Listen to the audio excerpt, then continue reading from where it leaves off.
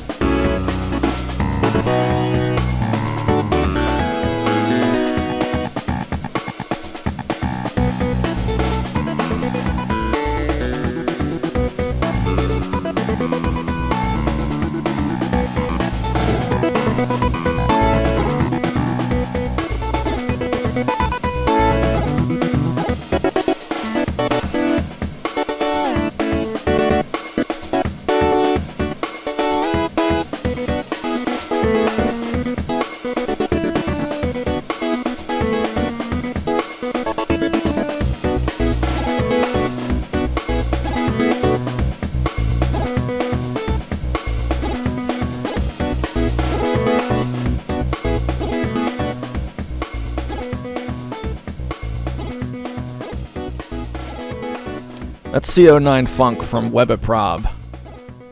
You can get that track over at battleofthebits.org. I think I talked about this a little bit last week, but I started messing with it. My father-in-law was cleaning out his office, and he came across a copy of, how is this titled exactly? Lode Runner, The Legend Returns, for Windows 3.1. And I gotta tell you, old, very old, and how would I explain this? It's a unique version of Lode Runner, and that makes me really want to try it. We're looking at 4 floppy disks, an instruction manual, and no big box, because in those days, not people who collected video games, but IT professionals who occasionally got a game or two, they wouldn't, a good number of them would not hold on to the boxes. You'd see the discs go into floppy disk cabinets, and you'd see the instruction manuals, if you were lucky, go up on a shelf. And that's what happened in this case. So he dug out his USB floppy drive, and I made sure that all the data is still there, and it is.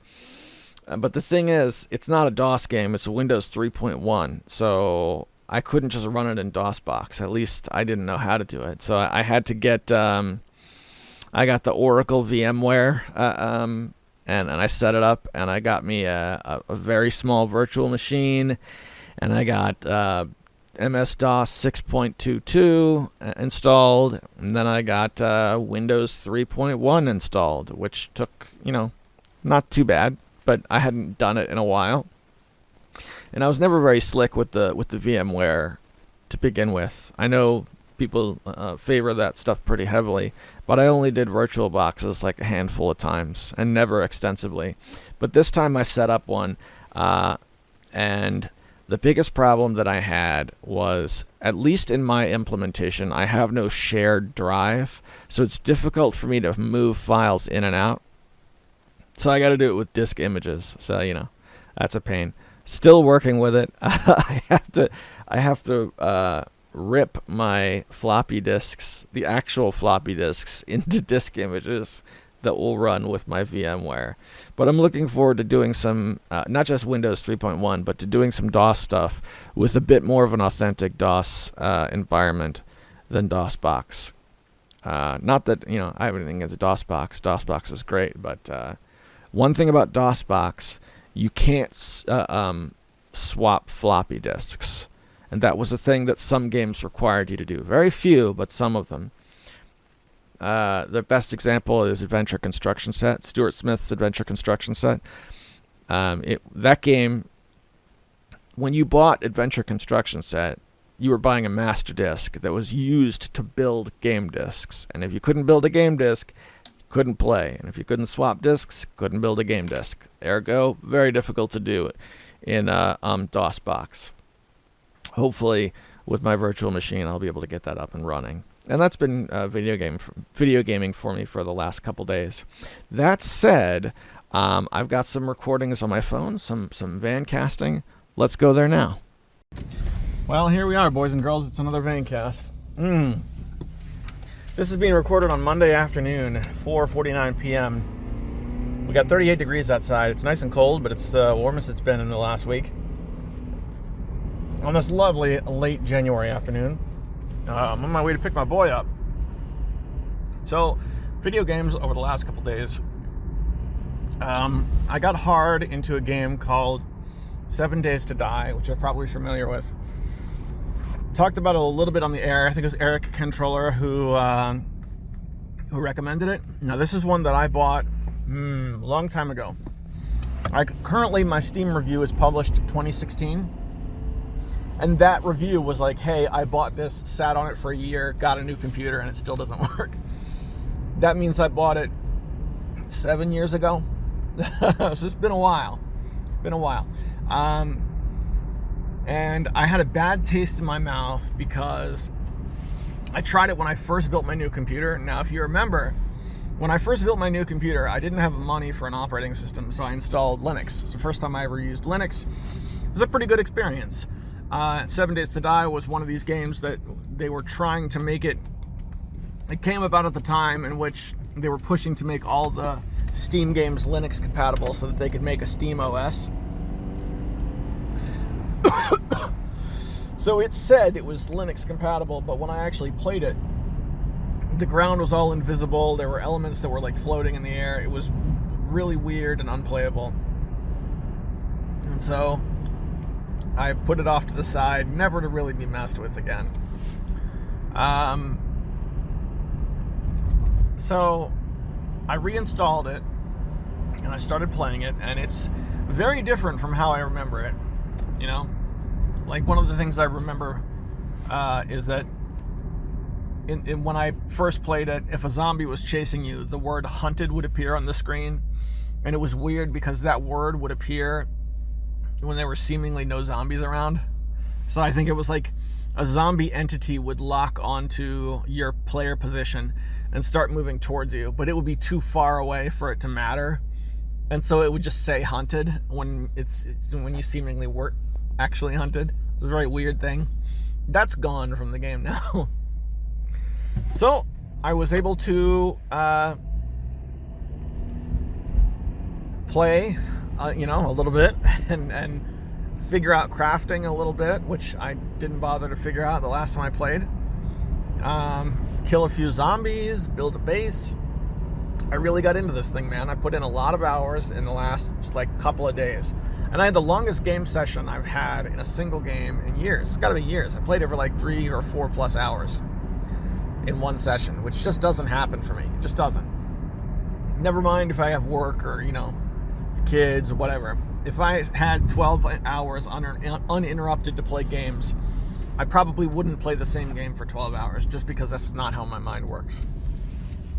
Really liked it. I really liked it. I don't know.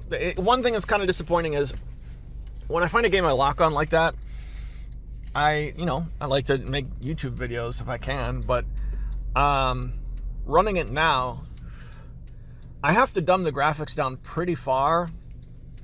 And to be honest, I haven't tried it yet, but I don't think my computer will be able to handle running OBS and this game at the same time.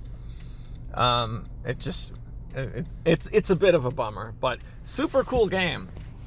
So Eric, if you're out there, man, it would be awesome to pair up and give it a shot. I made it through. I'm playing solo, and I made it through the first week, and I actually survived my first onslaught, my first blood moon, which was pretty crazy. Yeah, but I definitely survived. I put spike traps all around my little house, and I waited on the second floor with spike traps all around the first floor. So by the time the zombies had made their way up to me, they'd gone through every spike trap on the way. And by the time they pounded through the door and got up to my roof where I was, the night was over. So I just had to kill a small handful of zombies, and that was it. It was good times. I really liked it. It's a game I talked bad about quite a bit a couple of years back. So that was fun. I mean, this is, again, I remember saying these words recently, but this is the Steam user's dream, You find something in your backlog that's really good, and you happen to have it already, so it's like a brand new game, but you don't have to spend any money, which is awesome. Or any new money, I should say, because I did pay for it, 6 years ago, 7 years ago, however many years ago it was. So that was cool. The problem is, my evening gaming I do on my cheap little laptop, and I know that thing's not going to run 7 Days to Die. I'm not even going to bother trying. So I needed something else to get into. So for the evenings, I started getting into management, tycoon type games. So I was trying a few different things. I tried Project High Rise, which is a game that I got from Fanatical. It was one of those mystery keys, I believe. I got that bundle where they gave me 6 or 7 mystery keys just for fun. And you build a high rise. It's basically Sim Tower, but worse. Updated for the modern operating systems, but ultimately worse. And I'm not just saying that. Looks great, plays pretty good, but you have to pipe water and electricity to every floor, which I don't remember having to do in Sim Tower. So, that's not going to last. And then today I started playing Cities in Motion, which is another oldie. Cities in Motion is a Paradox Interactive game. It's like Transport Tycoon, their version of it. And it came out in 2010, I believe, and I got it in 2011. This was one where way back when I was with Gamersgate, and I was doing I had a press account, and I was doing reviews of Gamersgate games. Cities in Motion was originally in my Gamersgate press account, and I couldn't make heads or tails of it back then. And here again, my computer at the time couldn't run it. But I started playing it early this morning before work, and I had a good time with it. It was, it's Transport Tycoon. You lay in the bus stops, and you get to watch the bus go around the city, and you lay in the tram rails, and you get to watch the little train go around the city. Pretty simple stuff, but very charming. There is a Cities in Motion 2, which uses the Steam Workshop, which is really cool.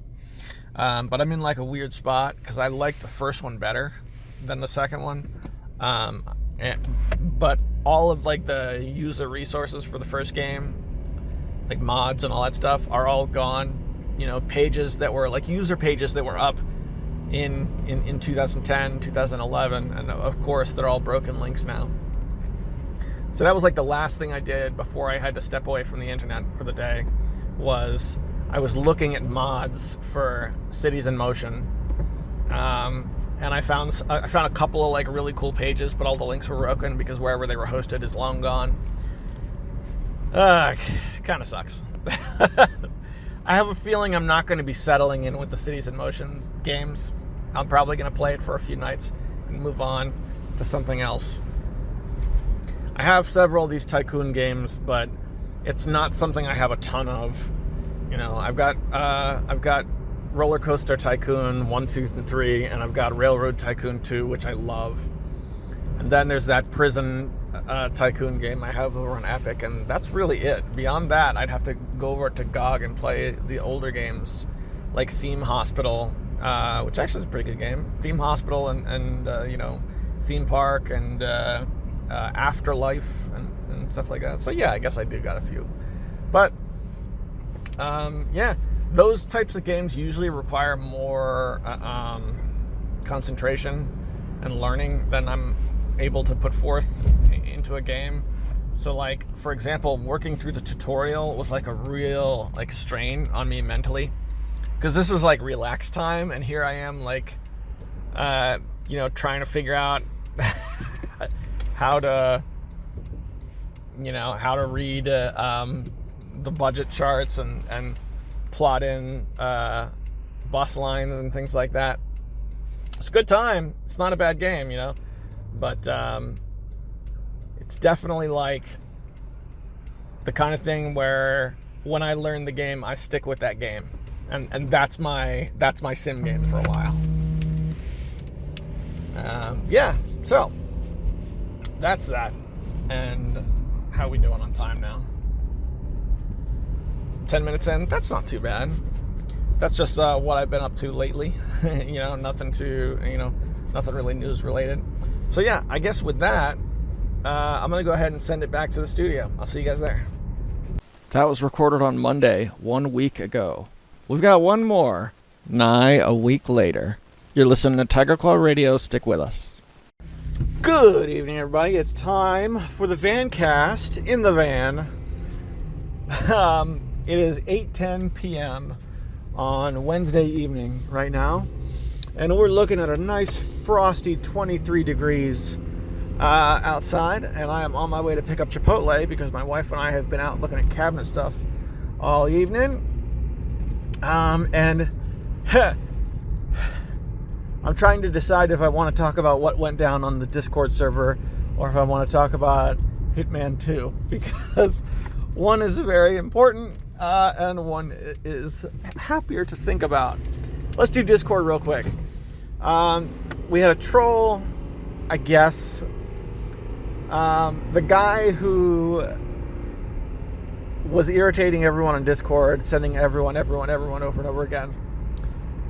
That guy was a guy that I had like worked with in RPG Maker. He was a real young guy. Had some like simple questions when it came to RPG Maker, and I was like, I started somewhere. Let's answer the questions because I know the answers to those questions. It seems like a human being thing to do. And then it was cool. He made his way into the Discord. I gave him the tag for RPG Maker developer, which makes it so that you can post in the RPG builds channel. And that was it. Didn't know him very well, but I knew he used RPG Maker XP and then moved on to RPG Maker MV shortly thereafter. So to see that guy go crazy on the Discord was a little weird. It seemed weird. Like there was one point where in all of the nonsense he was posting, he was like, "Hey guys, really sorry about this. I just got hacked." And the very next message was, "I really do hate minorities, though." So clearly somebody had taken control of his account. So I banned him for now, because it's not like I could pull him aside and be like, "Hey man, what's happening?" He was, there was like 97 different pings that buzz everyone across the board. So in my logs file, I could see we lost a couple of members, a couple of people I liked. Had to jump out. So I took care of that for now. And I think one of the problems with the Discord is we've been so small that there's been no need for mods. So I think I'm going to have to deputize a couple people just in case something like this happens while I'm offline. Because I started getting messages about this at like 5:30 p.m. But at that point it was too late. I was already offline. I couldn't get on and do what I needed to do because I had to be dad. I had to be, Mr. IRL. I had obligations to do, not just obligations, but I wanted to give my attention to my family and whatnot. So I couldn't handle it then. The next opportunity to handle it was the following morning. So that means from 5:30 till about 7 a.m. the next day, this guy was able to just run rampant. And I had a lot to clean up, which sucked. It sucked. It did. So that's a thing that happened on Discord. But all the messages are deleted. The guy's banned, and things are back to normal. And I haven't yet, but I'm going to see if I can get some of my friends to accept mod status just to help in case something like this happens again. But yeah, that's the thing. It's my little Discord, man. So I look at my Discord, and it's very much like every other Discord. There's a lot of channels. The person talking the most is me, and it's like my little corner that I'm trying to grow, and it grows very, very slowly. And for something like this to happen, it's a huge drag. But the guy isn't even a bad guy. I'm convinced something else was happening, but I can't have him around. While he's not in control. So that's a thing. So that's really all I have to say about that. Is if you left the Discord during that time, please come back. All right, let's talk about Hitman 2. Hitman 2, Silent Assassin. Not to be confused with Hitman 2, just Hitman 2 from 2016 or something. I played Hitman 2 Silent Assassin all the way through, and I finished it this morning. After I finished putting out the fires on Discord, I played the last handful of missions of Hitman 2. Gotta say, I really liked it. I really liked it all the way to the end.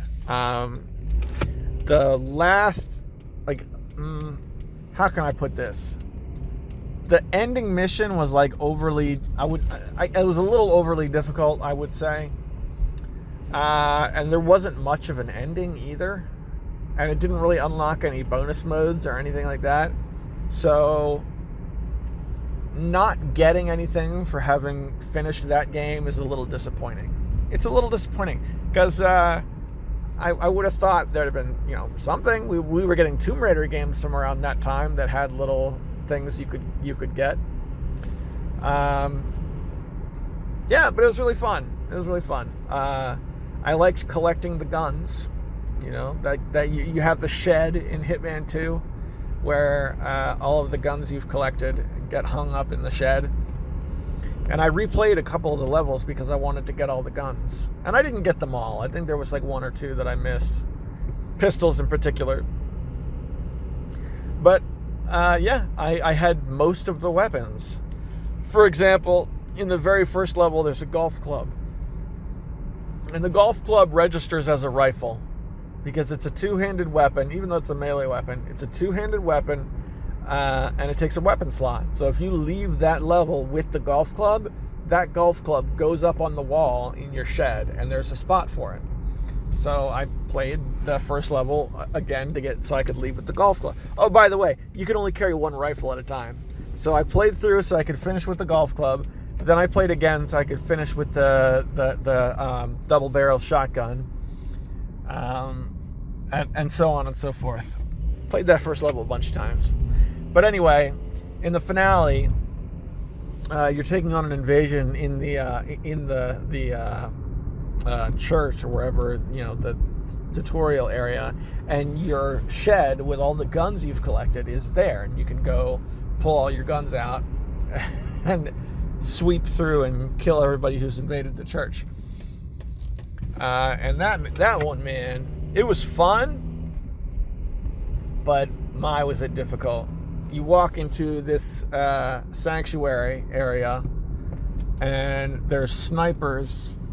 The sanctuary has an upper deck, and there's snipers in all four corners on that upper deck, as well as two places, in the lower pew area.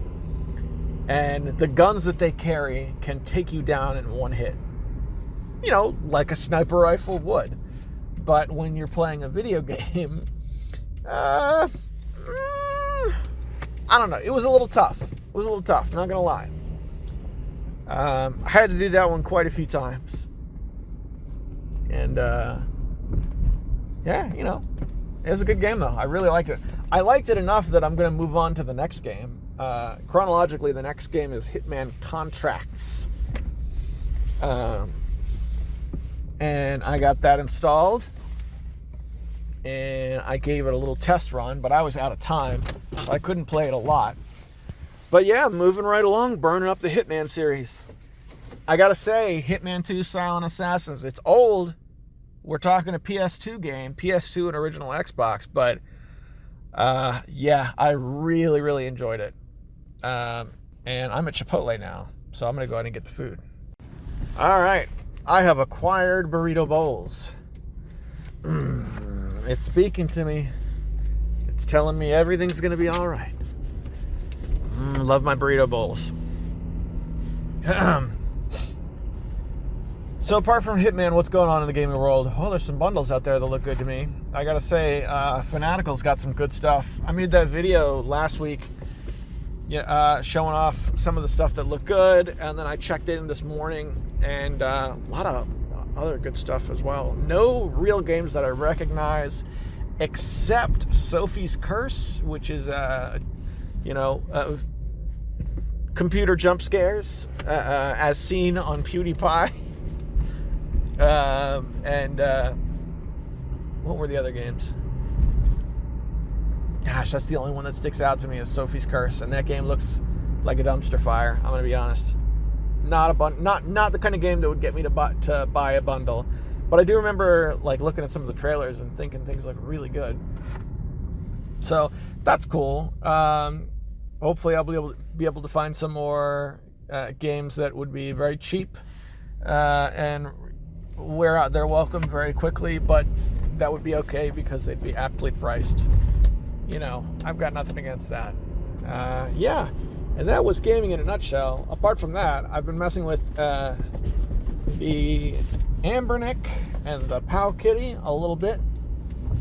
I went over to the Tick80 website, and I downloaded a bunch of Tick80 carts, and I put them on my Pow Kitty, and I'd been running through them. And I haven't really settled into anything that I think I'd come back to at this point, because I'm hoping to find a good RPG, like a good old school, rogue-like or a grinder type RPG, something simple with a lot of numbers and stuff. But shockingly, I'm not finding that. These old computers, the fantasy computers, they're called, whatever, like Tick80 or Pico 8, those were the games that were really slick back in those days. I was sure that we'd see some sort of dungeon crawler, at least on the Tick80, right? Because the Pico 8 has a lot of limitations that would make it hard to make a dungeon crawler. X number amount of code lines of code you can have, X number of entities. None of that stuff really exists for the TIC-80. So I went into that hoping to find, I'll just come out and say it. I went in hoping to find wizardry. Give me a good wizardry clone on the TIC-80, because that means I'd be able to play it on the PAL Kitty, and I would be set, man, happy as a clam. That didn't pan out, but I did get a bunch of fun little games, I guess. I kind of want every possible machine to have something that's playable, so I also wandered over and got some Beats of Rage packs, because my Ambernick plays Beats of Rage games for some reason, so got a couple of those that'll probably never get played. Woo! Good old Beats of Rage. I gotta be honest, if you're running an emulator machine like a PAL Kitty or something like that, and you're cool with emulation or whatever, get yourself a copy of Streets of Rage 2 on your Genesis emulator, and that's all you need. Just get Streets of Rage 2. It's never going to be better than that. It really isn't. And if it is better than that, it's because it's another console game that's similar, like maybe River City Ransom or Golden Axe or something like that. So that was kind of fun. I mean, just peeking around and seeing what's there, like doing the whole TIC-80 thing. I haven't really found anything that's like, hey man, you got to get into TIC-80 so you can play this game. I haven't found that. Pico 8, I did find that. There was a side-scrolling game that had some random level generation that I really liked. And then there was, believe it or not, a dating simulator game where, like, the way it worked was, in order to go on dates, it would put you in this mini game where you would, run from these circles that were growing bigger and bigger or something like that. It was really weird. I thought that was really cool. I hadn't seen anything like that before. I wish I could remember what it was called, because that was a really good Pico 8 game. Yeah, so as always, I have a real interest in what games go good on these handheld systems, because they are the Wild West. You can develop for one of these platforms without any license fee. So that's kind of cool. And if I find anything, worth coming back to, I'll definitely sound off about it.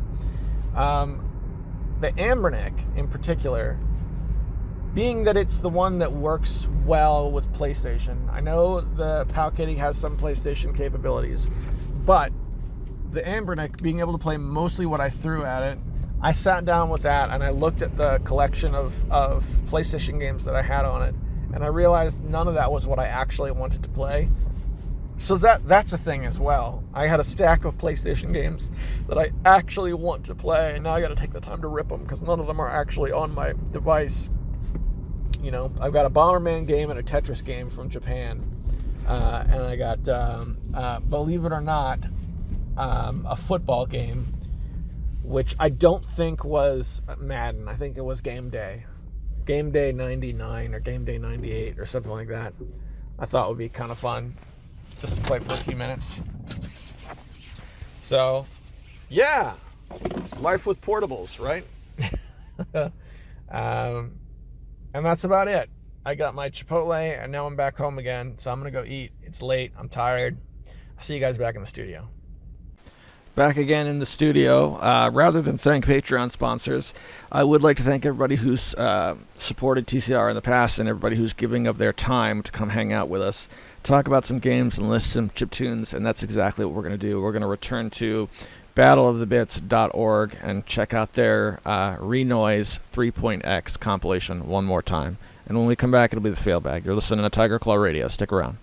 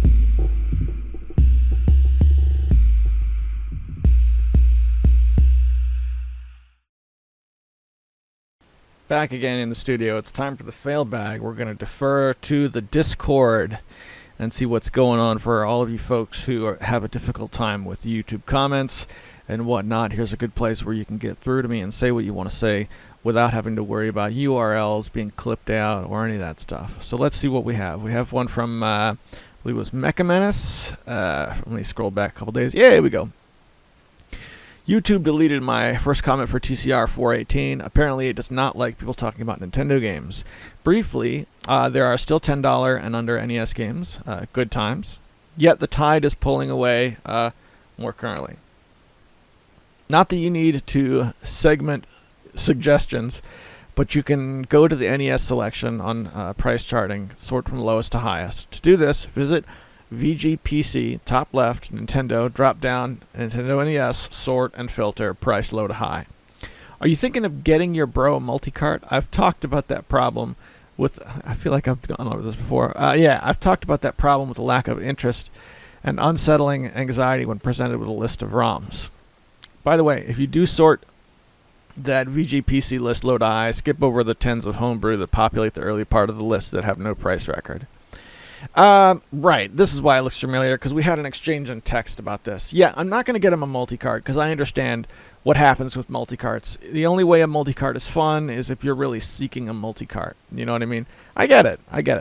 And my response in text was to get him like a ROM hack in a cart.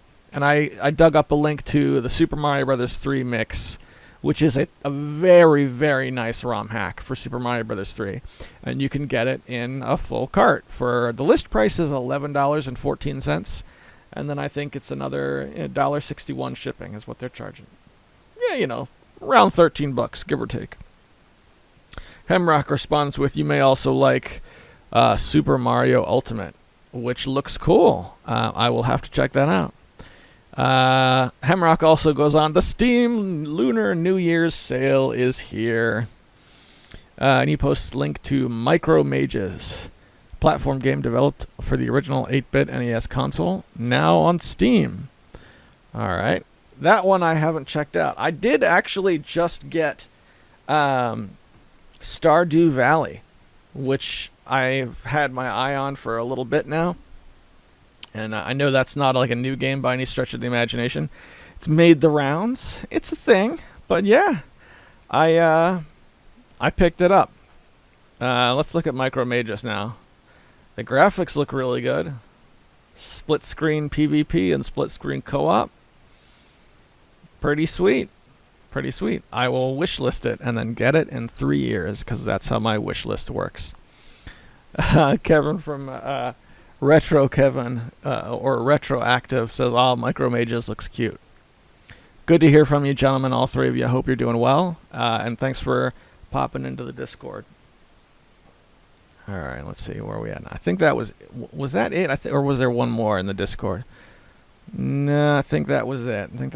All right, so from there, we're going to jump over to YouTube and see what comments we have in the YouTube comments section. Alright, I am running out of time, and to be honest with you, I kind of want to try Stardew Valley before the day is done. So let's head over to... Oh, come on, where's YouTube? I just had it. It was just here. Yeah, here we go. Alright. There's not much, but that's okay. Eric Controller says, 7 Days to Die got very addictive once I started playing with my wife. To recap the premise of the game, it's kind of simple. Open world crafting game with zombies that every 7 days... rush you with literal hundreds of zombies. Every 7 days, the horde gets worse, so the bulk of the game is getting ready for that horde. Make guns, armor, make defenses, networks, tunnels, connecting bases and such. Once the horde shows up, it can get pretty intense. The forest is similar with base building, crafting, open world aspects, but it's more story driven with a lot of mystery. Mainly the story being that you start the game on an airplane with your son. It goes down. When you crash land, your son is abducted by a strange person thing. And the rest of the game is you trying to figure out where he is, and if he's alive, save him. I haven't beaten that game yet, but my wife and I are working on it. I have that feeling we're getting close to solving the mystery. Both games are at their best when you play with some friends, especially 7 Days to Die. If you ever want to play it with someone, hit me up. I can show you the ropes. I would love that, dude. I played 7 Days to Die... was it 2 weeks ago now? Because I remember talking about it on the show last week. I dug into it, and that was the game I played. And I put a lot of time into it in a short period of time. Finally discovering it after sitting on it in my library for a couple of years now. And I really enjoyed it. Got all the way through the first week. Got hit with the first horde on day 7, and I actually survived, which was awesome. Spike traps are overpowered. Can't recommend spike traps enough. Spike traps, and also I didn't try and build my own base. I found a point of interest, nice house out in the middle of nowhere, and just fixed it up. That was easier for me. Surrounded the house with spike traps all over the place. Made a big line all around the house, and then kind of scattered them all around the yard. Then scattered them around the first floor and got up to the second floor and waited. It worked. Good game. It lost a lot of steam really quickly, though. And I'm not sure, I can't really explain how that happened, except that I kind of got caught in a loop and I wasn't really pushing the game further. There was a point of interest, like a drive-through theater that is pretty near my base. And I tried like a bunch of times to get in there and clean it out, and I just couldn't. And that's really where I left off. It's still a good game, but I want to try it multiplayer. If I ever bump into you online, we could do that. That'd be a good time. Eric, hope you're doing well, man. Thanks for hanging out.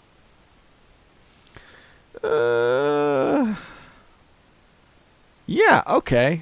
Mecha Menace did get one. He says, "What the flying F? FYT. My last comment is non-existent. Who knows if this will even be seen. I came back because I wanted to say Microsoft has been buying assets since the launch of the original Xbox. Actually, Sony used their Scrooge McDuck money bin as well to buy their way into the market. I think in order to succeed at that level, the level of large-scale publisher and or platform holder, there's a lot of upfront cost, especially entering later in the game when everyone will be using really old tech to run consoles. Sony and Microsoft were innovating and launching new platforms. Why they continue to buy is most likely due to them secretly launching the Xbox One platform. You don't know what the One stood for until now. There can only be one. There is no PC. There's no console. There's only one." Ah! Ha! I say. I looked into YouTube Studio settings for moderating comments. The setting on mine was automatically set to hide potentially inappropriate comments. Yeah, I know. I set that to allow all comments. I wish your comment section to represent the true American ideals of freedom and representation. Go to your YouTube Studio on the left. There's a gear icon. Click the gear icon. Pop up. Section upload defaults to the left. After click heading the window. Now basic display. Scroll down. Allow all comments. I've done that. I've done it. Not only have I done it, but I went back and checked to make sure that it was still on like that several times. YouTube will never back off of all its moderation. It just doesn't work that way. I'm really sorry. That's the reason I have a Discord that runs in tandem with the show, is so that we can talk, with the gloves off, because we can't do it in the YouTube comments. Finally, he says, if that doesn't fix the ghost comments issue, then what's the purpose of posting anymore? Discord. I've been enjoying seeing you drop by Discord. You'll notice you get more replies there.